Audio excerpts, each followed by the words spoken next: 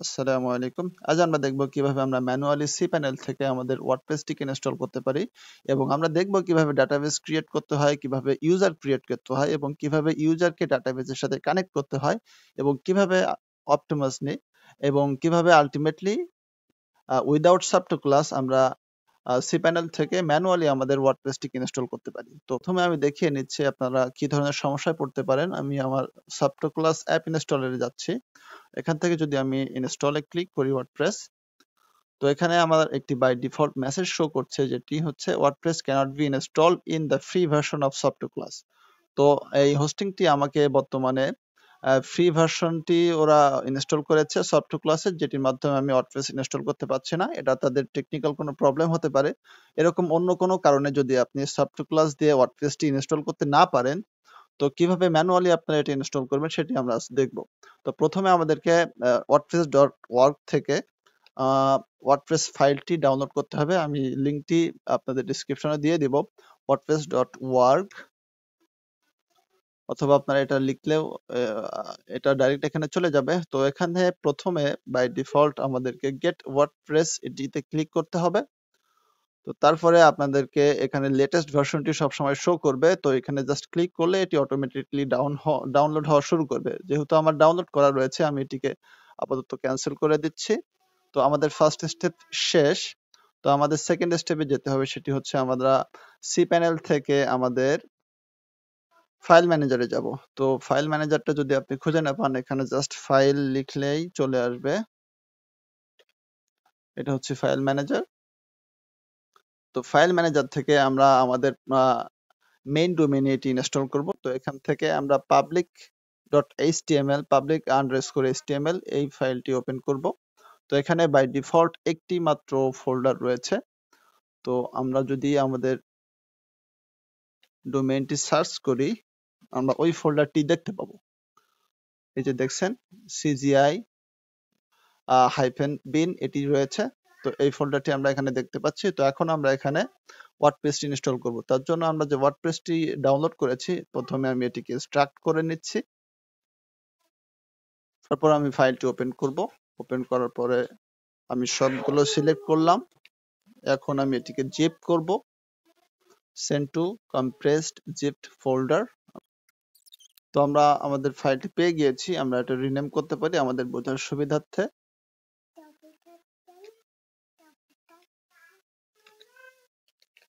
আমি এই নামে এটিকে সেভ করছি। তো আমরা আমাদের cPanel-এ ফিরে যাব। এখানে আমরা আপলোডে ক্লিক করব।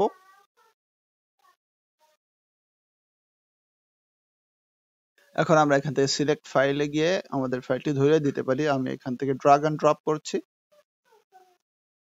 জাস্ট এই জিপ ফোল্ডারটি আমরা এখানে ড্রপ করব। এখানে একটু সময় লাগবে। এটা গ্রিন হলেই মনে করবেন আমাদের আপলোড শেষ হয়ে গিয়েছে। আমাদের আপলোড শেষ হয়েছে। আমরা এখন ব্যাকে যাচ্ছি।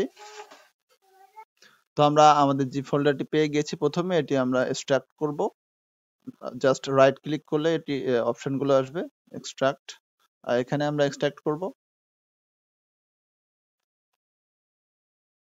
তো আমাদের এক্সট্রাক্ট হয়ে গিয়েছে। আমি এটি ক্লোজ করে দিচ্ছি। তো প্রথমে আমরা যে আমাদের জিপ ফাইলটি রয়েছে, এটি আমি ডিলিট করে দিচ্ছি। এটি আমি সরাসরি পার্মানেন্টলি ডিলিট করছি। তো আমাদের ফাইলটি ডিলিট হয়ে গিয়েছে। এখন আমাদের কাজ, আমরা এখন আমাদের cPanel-এ ফিরে যাব।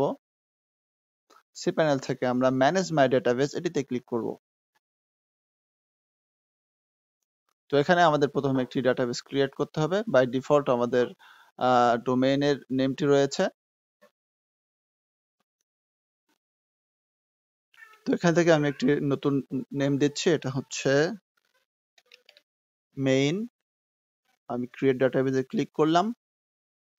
তো এখানে আমাদের ডেটাবেসের যে ইউজার নেমটি দিয়েছে, এটি আমাদেরকে কপি করতে হবে। জাস্ট আমি এটি কপি করলাম। আমি একটি নোটপ্যাড ওপেন করছি।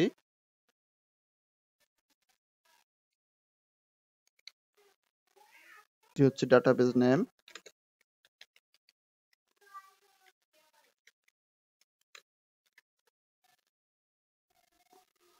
এখন আমরা গো ব্যাকে যাচ্ছি। এখন আমাদেরকে একটি ইউজার ক্রিয়েট করতে হবে। আমি ইউজারটিও সেম রাখছি।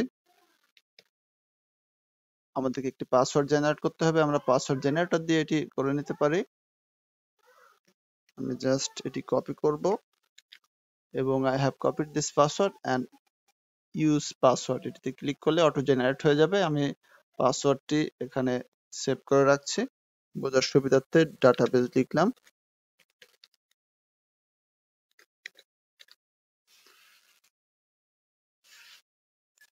এখন আমরা ক্রিয়েট ইউজার ক্লিক করব। তো আমাদের ইউজার এবং ডাটাবেস ক্রিয়েট হয়ে গিয়েছে। এখন আমরা এটিকে কানেক্ট করব। কানেক্ট করার জন্য আমরা আবার গো ব্যাকে যাচ্ছি। অ্যাড ইউজার টু ডাটাবেস এই অপশনটিতে আমাদেরকে আসতে হবে। এখানে দেখছেন বাই ডিফল্ট ইউজার এটি সিলেক্ট রয়েছে, যেহেতু আমাদের একটিই মাত্র ডাটাবেস এবং একটি মাত্র ইউজার রয়েছে, এজন্য বাই ডিফল্ট এটি দেখাচ্ছে। অথবা আপনারা এখানে ড্রপ ডাউন করে এটি সিলেক্ট করে নেবেন। দুইটা আমি সেম রেখেছিলাম, এজন্য এটি এখানে সেম দেখাচ্ছে। ইউজার এবং ডাটাবেসের নেম দুইটাই সেম। এখন আমি এটিকে অ্যাডে ক্লিক করব। এখন আমাদের প্রিভিলেজ দিতে হবে। আমরা সকল প্রিভিলেজ এখানে দিতে চাচ্ছি। এখন মেক চেঞ্জেস। আমাদের ডাটাবেস ক্রিয়েট করা শেষ। এখন আমাদের ওয়ার্ডপ্রেস ইনস্টল শেষ। এখন আমাদেরকে শুধুমাত্র এটিতে ক্লিক করতে হবে। ডোমেইনটিতে আমরা জাস্ট আবার নতুন করে এন্টার করব। এখন আমরা আমাদের সব কাজ যেহেতু ওখানে সমাধান হয়ে গিয়েছে, তো বাই ডিফল্ট আমাদেরকে এখন ওয়ার্ডপ্রেস ইনস্টল করতে হবে। তো তার জন্য আমি কন্টিনিউতে ক্লিক করব। এখন আমাদের এই ইনফরমেশন গুলো চেয়েছে, যেগুলো আমরা অলরেডি সেখানে দিয়ে রেখেছি। তো লেটস গো। ডাটাবেস নেম, আমাদেরকে ডাটাবেস নেমটি এখানে দিতে হবে। এখন আমাদেরকে এখানে ডাটাবেসের ইউজার নেমটি দিতে হবে, যেটি আমরা আগেই লিখেছিলাম। ইউজার নেমটি আমরা, এটাই আমাদের ইউজার নেম, যেটা আমাদের ডাটাবেস নেম। এখন আমাদেরকে ডাটাবেসের পাসওয়ার্ডটি এখানে দিতে হবে।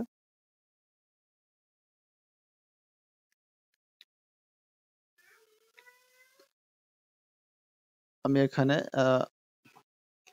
বাই ডিফল্ট এটাই এমন থাকে, এটি আমি এখানে মেইন লিখে দিচ্ছি। Just submit. এখন আমাদের রান দ্য ইনস্টলেশনে ক্লিক করতে হবে। এখন সাইট টাইটেল দিব আমরা একটা, মাই সাইট। আমি জাস্ট ওয়ার্ডপ্রেস সাইট দিব। একটি ইউজার নেম, এটি আমাদের ওয়ার্ডপ্রেসের ইউজার নেম হবে। আমি এটিকে জাস্ট অ্যাডমিন দিচ্ছি এবং আমি একটা পাসওয়ার্ড এখানে দিচ্ছি আপাতত। কনফার্ম ইউজ উইক পাসওয়ার্ড, আমাদের একটি ইমেল দিতে হবে। জাস্ট আমি আমার মেইন ইমেলটা দিচ্ছি। Just install WordPress. তো আমাদের লগ ইন করতে হবে, জাস্ট ইউজার নেমে এবং পাসওয়ার্ডে দিতে হবে। জাস্ট লগ ইনে ক্লিক করলে আমরা আমাদের ওয়ার্ডপ্রেস অ্যাডমিন প্যানেলে চলে আসবো। জাস্ট আমাদের ইউজার নেমটি দিতে হবে এবং যে পাসওয়ার্ডটি আমরা একটু আগে দিলাম এটি আমাদেরকে রাখতে হবে। জাস্ট লগ ইনে ক্লিক করলে আমাদেরকে আমাদের ওয়ার্ডপ্রেসের ড্যাশবোর্ডে নিয়ে এসেছে। তো আশা করি আপনারা বুঝতে পেরেছেন কিভাবে টেকনিক্যালি আপনারা এই ওয়ার্ডপ্রেস ইনস্টল করবেন সে প্যানেলে উইদাউট সাবটোকুলাস। তো যদি আমাদের ভিডিওটি ভালো লেগে থাকে, আশা করি আমাদের সাথেই থাকবেন। আসসালামু আলাইকুম।